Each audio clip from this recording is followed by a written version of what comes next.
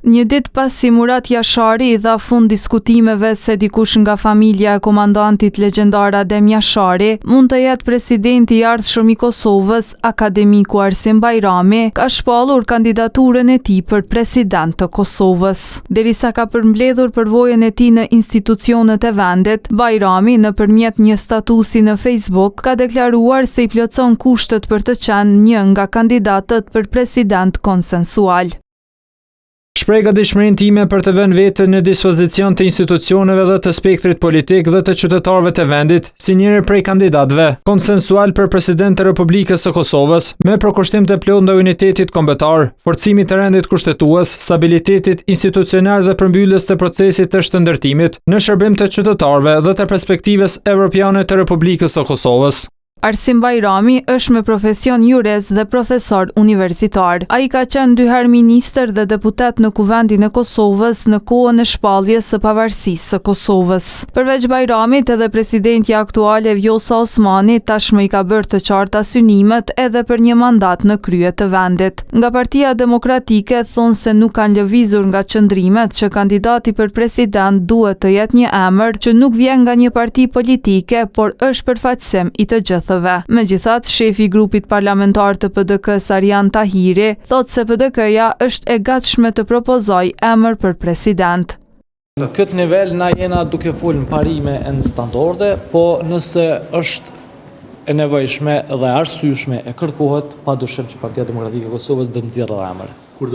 Dhe nëse nuk gjendet një zgjidhje për çështjen e presidentit, thotë se janë të gatshëm për zgjedhje të reja. Po nëse nuk ka mujtë me u gjind dikush, nëse nuk ka me pas disponim prej forcës kryesore politike, Partia Demokratike e Kosovës është e gatshme gjithashtu me shku në zgjedhje. Ndërkaq nga Lidhja Demokratike thonë se nuk kanë diskutuar nëse partia do të dalë me një kandidat. Nuk e kemi diskutuar. Nuk kam informacion.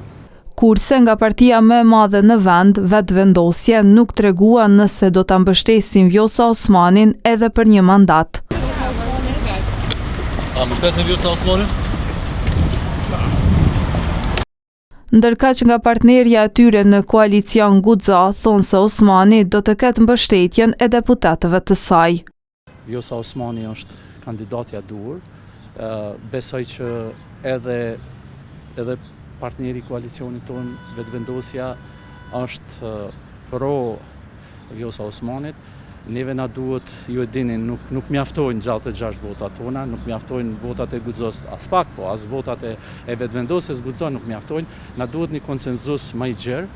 Afati i fundit kushtetues për zgjedhjen e presidentit përfundon më 4 mars, ndërsa Osmanit i përfundon mandati 5 vjeçar më 4 prill. Saktësisht në këtë datë 5 vite më parë, në raundin e 3 të votimit, Kuvendi i Kosovës me 71 vota pro e zgjodhi Vjosa Osmanin presidente me mandat 5 vjeçar. Në atë seancë nuk morën pjesë deputetët e PDK-s, AK-s dhe listës serbe, ndërsa kvorumin e siguroi ish partia e Osmanit, Lidhja Demokratike e Kosovës.